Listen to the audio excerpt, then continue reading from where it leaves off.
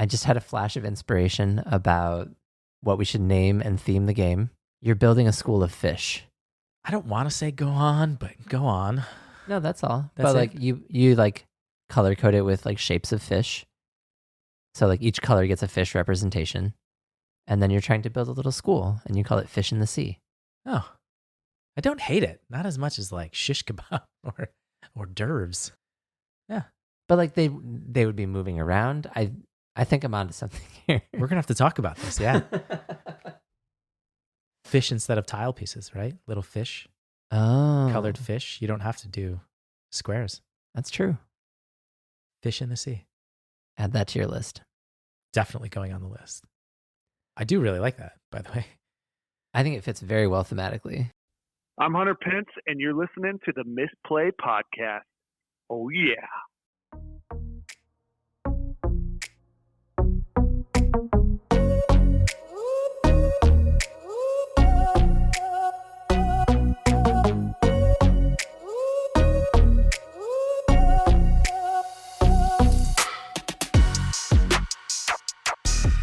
Hello, and welcome to the Misplay, where we play games without really thinking about strategy. My name is Mark. My name is Jason. Is this like when I'm falling asleep playing Eternal and wake up to a defeat screen? No, this is more like I've been playing a lot of Star Realms on the phone, on the app. And I know that there's strategy to this game. There's websites dedicated to it. There's blogs, there's articles, there's all kinds of things you can read about strategy for Star Realms. Have I read any of that? No, of course not. And I also know that there's synergy between colors and Star Realms, whether you're playing like yellow and blue or red and green. And so many of my games, I'm just like, let's take whatever. I'm not really thinking about it. I'm just like, I buy whatever I can buy and then I go to my next round and whatever comes up, I'm not thinking about it. How am I going to win this game every time I make a purchase from the market? And I lose a lot of games. Do you play PvP online? Yeah. That's cool. Yeah, it's cool for the other people. Your ELO is low on Star Realms? It is, yeah. What do you think your ELO in the Misplay internal testing of Abstract is? Oh, well, I'm owing whatever to you. I'm so bad I feel 50-50. So I'm in the middle somewhere. I'm probably not going to be playing at Worlds this year. If there's ever Worlds for Fish in the Sea. Fish in the Sea, yes. Boy, that would be a day. I do have a game for you today, though. Like last week, we played Am I a Game? This game is called Higher or Lower. And I created this game to fit into what we're talking about today. Today, we're going to be talking about business. We're going to be talking about marketing. You were going to say systems, weren't you? He keeps cutting me off at the pass for all of our good bits. Business. Systems. And I know this is a little step away from talking about where we're at with abstract games, especially with Gen Con on the horizon. But I also think it's important. We've been talking about the reason we're creating this podcast to go along with this game is to tell the story. Part of the story is how we're trying to create the Misplay as a company, as a brand, and to get noticed, to get our podcast noticed, to get our website noticed, to get our newsletter, and so on. And I think it's important we stop for an episode and we talk about where we're at, because it's been a long time since we've really sat down and talked business. I need to swap out my water for coffee. It'll make me feel much more businessly. So as a lead into this episode, I have a game for you called Higher or Lower. I'm going to give you a number, and you're going to tell me whether or not you think it's high or you think it's low. And it's all connected to a brand's social media. So first one, Stonemaier Games, you know them, Wingspan. Higher or lower? They have 5,000 followers on Blue Sky. Higher or lower? For reference, we have 60. I'll go with lower because it's a new platform. I'm really mad. I had this whole thing set up to talk to you about. You're correct. It is lower. It's a little over 2,000. But what if I told you they have 25,000 followers on X? That tracks. Right. And I'm just highlighting that because there's a big difference between the amount of people on Blue Sky and the amount of people on X, which we are not on X. Part of what we're going to talk about later is why we chose to do that and, whether or not that hurts us. But wow, I thought for sure I was going to trick you on the first one. Well played. Don't worry, I won't get another one right. Shut Up and Sit Down. They are one of the biggest podcasts in the board gaming space, higher or lower than 3,000 Patreon members. For reference, we have 15. And I should say that a member doesn't necessarily mean that they are paying to support. You can be a free member on Patreon as well and just get updates. Go higher. Okay, got you on that one. It is lower, but barely. I picked this number because it was so close to it. They have something like 2,930 people following them on Patreon. It's a few more than us. A few orders of magnitude more than us. The Dice Tower, higher or lower than 300,000 subscriptions on YouTube. Reference, we have 8. Lower. It's higher. Dang. They have almost 350,000 subs on YouTube. Little different than where we're at. And this is giving like really good context for who we are as the Misplay. Small. The Dice Tower, very big. The Board Game Wire. This one I had to stretch a little bit because I wasn't that familiar with a lot of the board game newsletters out there, but this was the largest one that I could find. Higher or lower, 350,000 people have signed up for their newsletter. Reference, we have 21. Lower. No one likes receiving emails. You're partially true. Nobody does like reading emails, but the answer is higher. Dang, lots of people like receiving emails. The estimate is 375,000 people are subscribed to their newsletter. That's a lot. Here's the last one. Board Game Barrage is another popular board gaming podcast. Higher or lower, 20,000 weekly listeners. For reference, we have 70.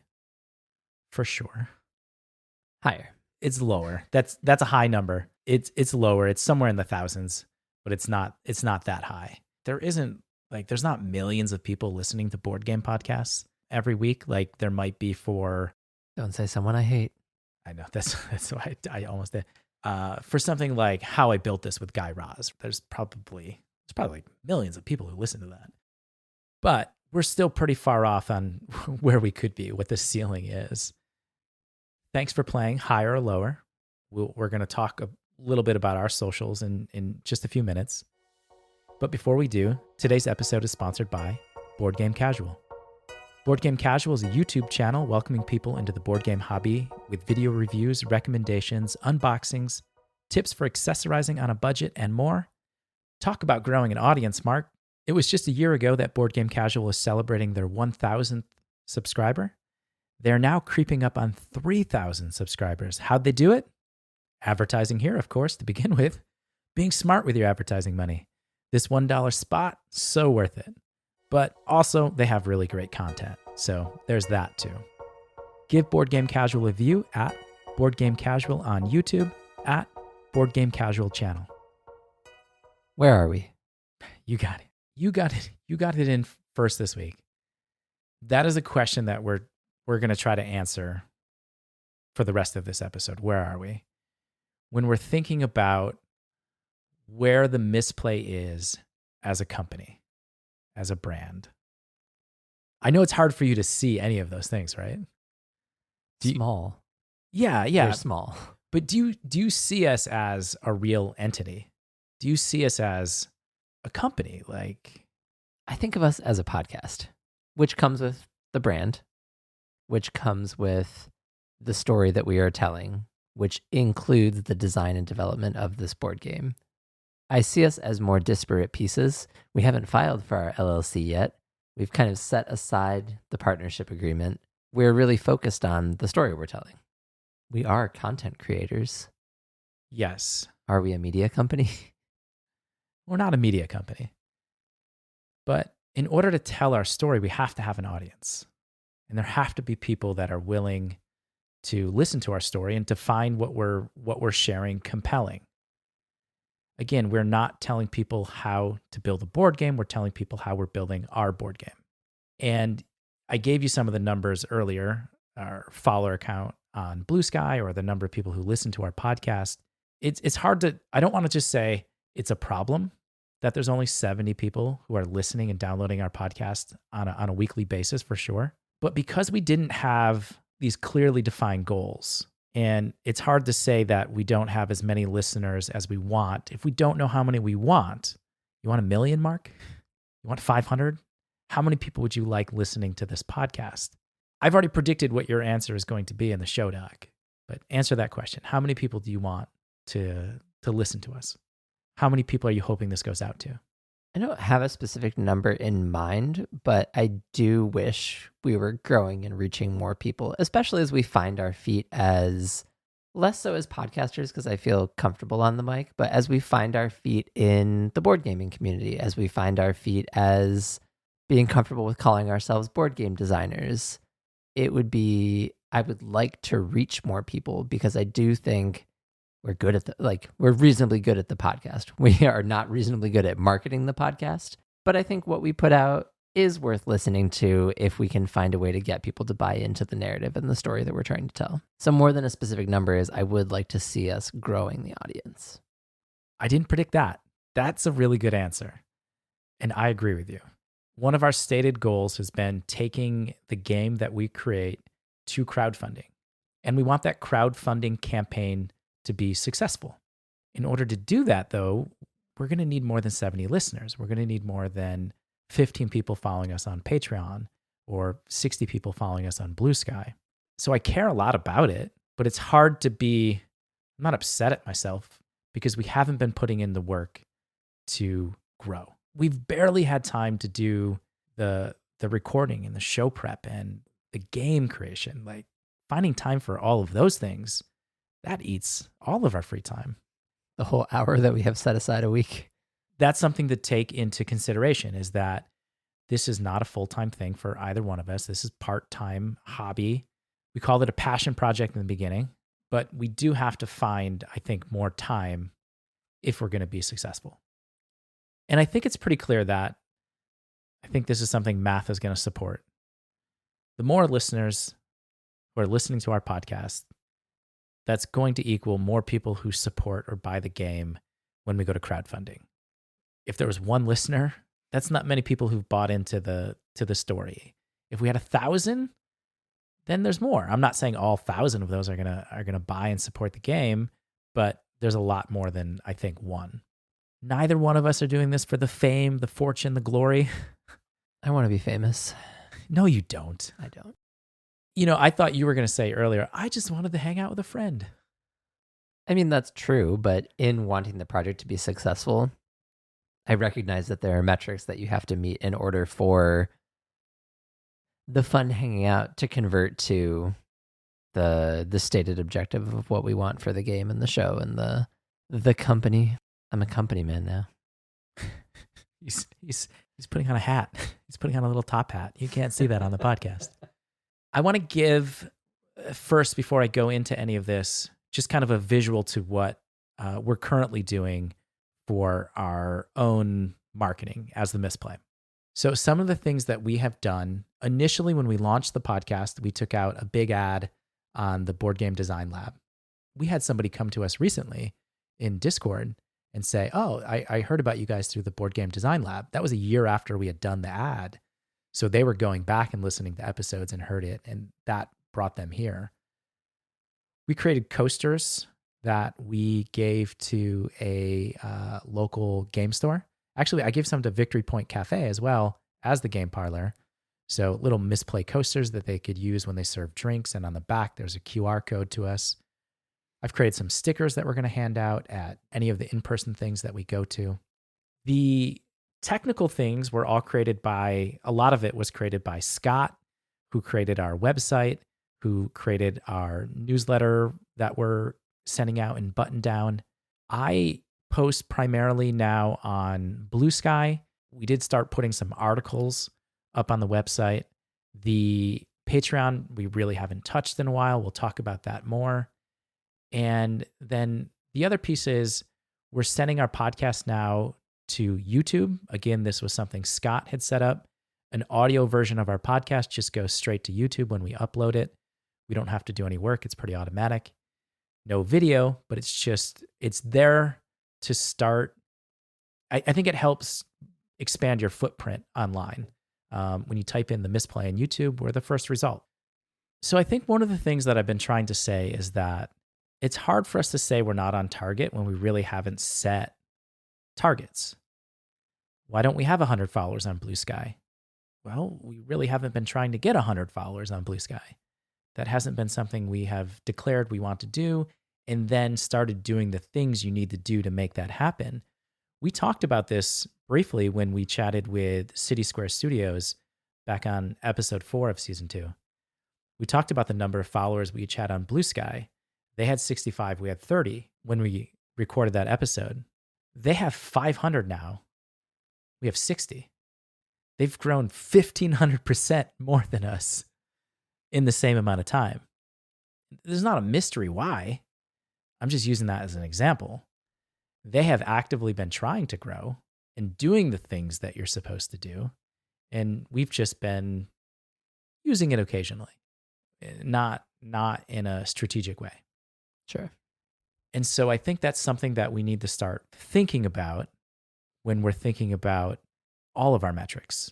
I broke it down to just a few because I don't think you can, especially in our shoes, have a Facebook, have an Instagram, have a Threads, have a Blue Sky, have a YouTube, have a podcast, have a Discord. Like, I just don't think you can have all of the things that exist. And you got to kind of pick a couple of lanes to focus on.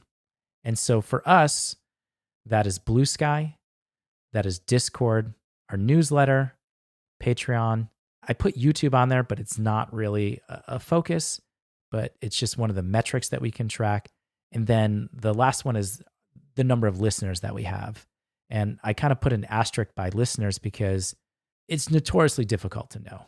Most podcast hosting companies use some sort of formula to approximate how many people are listening or how many people have downloaded. It's not like YouTube where you just know exactly how many people have viewed. We use RSS.com, and I can say our older episodes have about 170 downloads, and our newer episodes have about 70. More people have listened to our older shows than our newer shows. I would think to some degree, if you're growing, it's going the other way. You know, people aren't always going back to the first episode, but they're listening to whatever's recent because they like your show. And so your number should be going up as you progress. I will tell you that's how our old show was. We were growing the correct direction. We've slumped a little bit with our listener count. And part of that is figuring out why and things that we can do to connect with the audience. They're listening and they're going, oh, this isn't exactly what I wanted to hear. Or, oh, this episode title was a little misleading, I guess. That wasn't, So, and we're not trying to solve for that today. That's not our goal. We are just talking about what we can track, and we'll set some goals at the end of this episode. I'm with you. Okay. I'm going to go back up the list kind of in reverse order here. So again, it was Blue Sky, Discord, newsletter, Patreon, YouTube, listeners. Talked about listeners there for a second. We've talked about Blue Sky already. YouTube isn't something that we're focused on right now. Our episodes are going there automatically, and it's a good starting point should we decide we're going to go to video next season, which is something we've talked about. I think going to video would be a really great way to grow the show. There's a lot more that has to change to do that. Where we record, when we record, the process of how we record, taking pauses or something when you're doing a live show, you're not able to do. So it changes how we have conversations, I think. Sure. The Patreon sub number is probably a good predictor of somebody who is likely to back our crowdfunding campaign. They're already supporting us. We're just talking heads, right? Just disembodied voices right now. Voices, right? So like Blue Sky, like listeners, like Discord, growth on Patreon has been really slow for us. You've been reading the same names for a while. Now, same is better than less. It's something my marketing professor used to tell me. Same is better than less. But we've been bad at Patreon. I think that's just the best way to say it. And I know you and I have talked before about, potentially moving platforms and trying something like Substack to grow, because there's a different audience over there. There's a cost benefit analysis assessment, something business, something systems, Mm. where we could look at the pros and cons. It's a little simpler, I think. We don't really make use of the Patreon tiers. That's not something we've ever focused on, saying that, somebody gives us $1 gets to do this. Somebody who gives us $5, well, they get extra access, and somebody gives us $10 can have dinner at our house. Like, we don't use the tiers. We've never done that, even with our old show. So there's some things we're kind of leaving on the table. Whereas other podcasts, they sell people into, I want to donate at this level, because then I'll get this bonus, and that's cool. I want that. And I will tell you, I've done it before. I've subscribed to a lot of different podcasts on Patreon for the different level of perks. I got my name set on a show. Like, that was important to me, so I did that. But as the Misplay, we really haven't used that. So maybe Substack is a simpler solution for us. I don't know. Well, the flip side of that coin would be is, what if we adopted and worked to build a tier system in Patreon? There's like a labor theory or like an idea in labor where if you don't ascribe an appropriate value to your product, why would anybody else? Yeah. And so if you're like, well, we just are so great, we are incredibly grateful to our patrons. But if your general attitude is any patron is like, we just love all of our patrons and we'll give them everything, there's no incentive to grow or... Yeah, and it could be just that our thinking is wrong. And we would have to put in the time to decide what we can reasonably offer as perks, and then make sure we're doing that. And we have not found that time. We've never sat down, you and I, and just talked about what can we do to grow on Patreon. Well, I think that's the real question. I think more than the like financial access piece, because we're not here to get rich. We're not here trying to pay our bills. I mean, maybe we're trying to pay off the recording equipment. Some of the early lawyer money.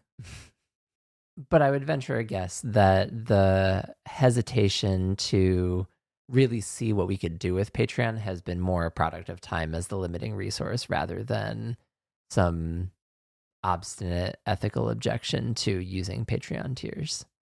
Okay. Yeah. I'm liking what you're throwing down. I told you I brought my business hat today. Stop wearing it. Take it off. He doesn't like business, Mark. The other metric is the newsletter. And I think that just goes without saying, but we're going to say it. We just have to find more ways to add value there for people that sign up. We haven't had a new person sign up in a long time. The 21 people we have were the 21 people I think we've always had. And we can also say that to some of our credit, we're not pushing people, right? We're not every episode saying, sign up for our newsletter. Every once in a while, we mention it. It's important. But we've never, and I think about that when I think about reviews on Apple. If you listen to other podcasts, they talk all the time about how leaving a review is an important way for them to grow. So if you're listening and you enjoy the podcast, please give us a review on Apple. They're important. Do you know how many we have, even going back to our old show? 5. 0. There isn't a single review. Now we do have like 35-star reviews. It's all 5-star reviews. I'm fine with that, but we've never asked people to do that. We've never, not in person. I've never even gone to my family or friends and said, hey, leave a review for me. Now, part of that is, oh, look at me. I'm so great. I've never done that. Look how awesome I am. But then there's if you really want to grow your podcast, Jason, you should start doing some of those things. Those are the things that people say help grow your podcast. So it's like I've almost drawn this line in the sand, and I'm just not going to cross it now because I haven't yet. But it would be helpful if more people signed up for our newsletter. It would be helpful if people left Apple reviews. It would be helpful if they were positive. I can't force anybody to do anything. So it's doing some of these little things that, again, they require time, though. They require time we write our newsletter every month, you and I. Sometimes we get it out right when we want at the beginning of the month. June is due. Other times we get May out in June. The next metric for us is Discord. And we've had a couple of people, maybe 2 a month, kind of trickle in. But most of our 200 plus Discord members are legacy from the old community and the old Eternal podcast. Discord is again a place that I think we have to say, what can we do to create value for the audience? What can we be posting? What can we be sharing? What can we be talking about? What is available to people? I think one of those is we've been playtesting Mike C's game, and Mike has been using our Discord to schedule playtests. He has now opened Brickley Games Discord, so he's now got that going in his Discord as well. But I'm open to people coming in and saying, "Hey, I have this game. I'm looking for playtesters. Is anybody available?" I'm happy to jump in games if I'm available, or if they're scheduled ahead of time. I'd be happy to do that for listeners. I think that's one way that Discord can be valuable to people who are listening. The Discords I enjoy jumping into the most are Discords where there are more ways to engage. We hyper focus on the show. You're like, we got to be all killer, no filler. It's really interesting to be in other Discords and to see the variety of topics that they bring to their community, even if it's not hyper fixated on the content that they're trying to sell. Discord is a community hub. I think the value of Discord is in coming to be with people that you like talking to and having this shared forum digital space where you can be around this community that you get along with, enjoy engaging with and talking to. And I don't think it needs to hyperfixate on a lot of our channels. You've been very, very minimalistic in the channels that are available. And I wonder if there were more. I know we have the Dreamatorium for kind of a catch-all for anything, but I wonder, like, what if there were a wider variety of things to talk about in Discord? What if there were, in Dreamatorium historically, there's been a lot of talk about like books, movies, other games. You put it as whatever your heart desires. Well, I should highlight it's a reference to the show Community, Troy and Abin. But yeah, that's what the Dreamatorium is. It's whatever you want it to be. But I wonder what would happen if you had a subsection for, we have a bunch of people who like reading. What books are you reading? What are you talking about in your books? What if you had the subcategory for movies? I don't know that I want a subcategory for movies for myself because I'm not a movie person. But what if there were more of a sense of community gathering as opposed to here's where we talk about the game? Yeah, that's fair. You say it like me, though. I haven't. We, thank you. I don't have any mod privileges for making channels in the Discord right now. That's possible. Heavily guarded. So Discord just being another avenue, another metric that we can track for growth. If I had to rank these in order of importance and say, what is most important for us to grow? This is the order that I was thinking about. One is listeners, but listeners grow through everything else. But I just think that's the most important number. And then I would think about it, if we're going to be successful for crowdfunding in the future, then we want to grow Patreon, we want to grow Discord, newsletter, Blue Sky, and then YouTube is at the bottom. That's kind of the order I put them in, with Patreon and Discord being the two highest. Make sense? Yes. And I want to take a moment to say that there's a reason we haven't talked about Instagram or X or TikTok or Facebook. We use Instagram early on, and I even talked about it on some of the early shows. Follow us on Instagram. I would post pictures or I would post video. And I was really excited when we hit 100 Instagram followers, and we did that very organically. But I think, at least for me, I won't speak for everybody, we reached the point where I really disagreed with the policies of its parent company, Meta. And it's the primary reason that I sought Blue Sky out. The Misplay left X the day Elon Musk took over. So in some cases, we know we're hurting our exposure a little bit, but that's just the strategy choice we've made because that's what we feel is best for us. And that does prevent some growth. I'm willing to live with that. I'm, of course, dreading the moment, Mark, where buying ads to support the crowdfunding campaign, because the number one place to do that is Facebook. I don't want to. There's part of me that is I'd rather just sell 10 games and not advertise there than sell 1,000 games and advertise there. 1,000,000? I don't know. Eventually I break, right? And just sell out eventually. Good double use of sellout. Yeah, we would sell out. I don't know. So it's not something that I want to go deep on in the podcast, but it's just something that I want to throw out there because I'm giving the total picture of our story. You're a good man, Charlie Brown. So if you're still listening, which I know it's not 1,000,000 of you.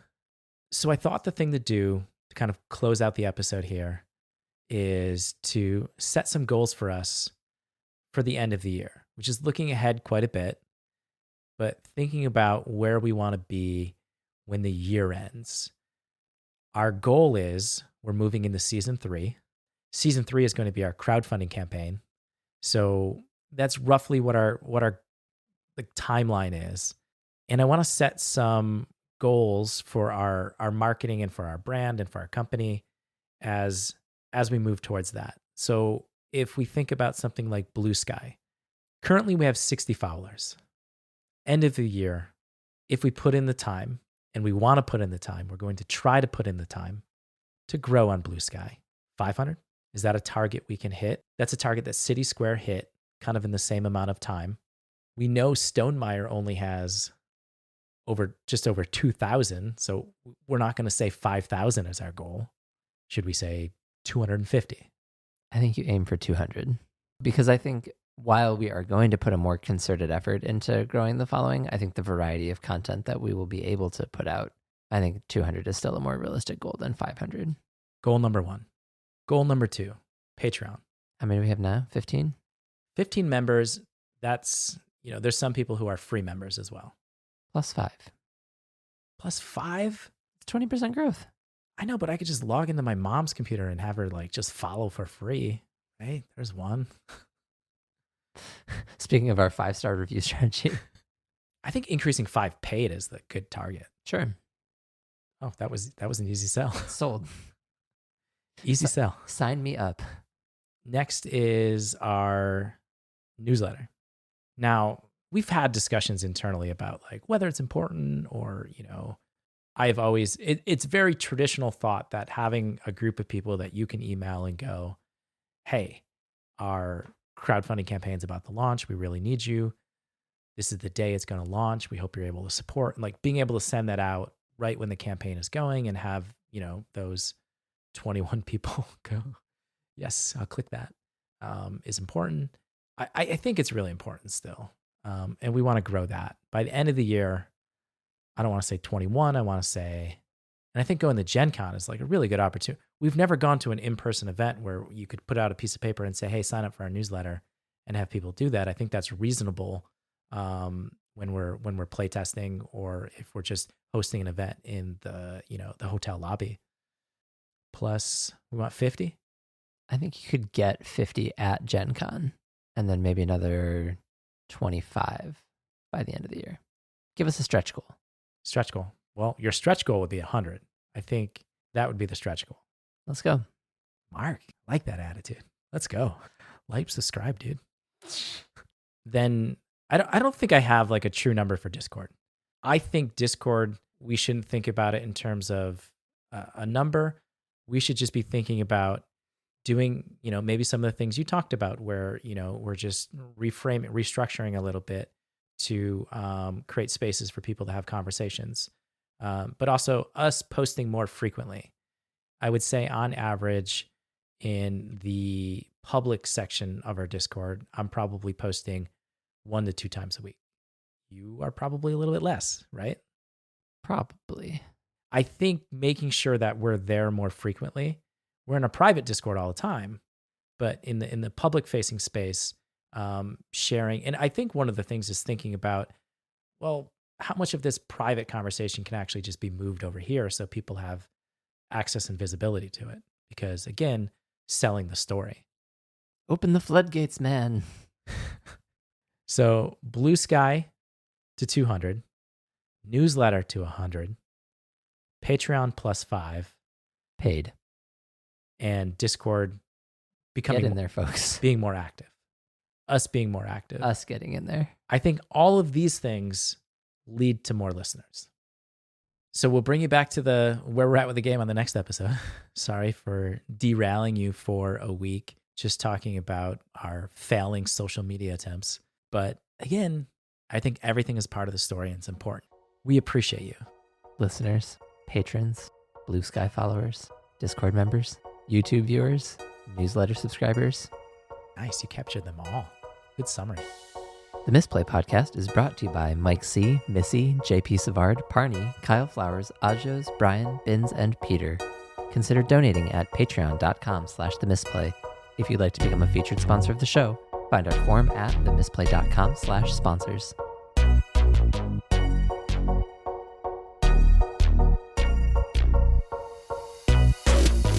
Currently, we have 600 followers. Mark looked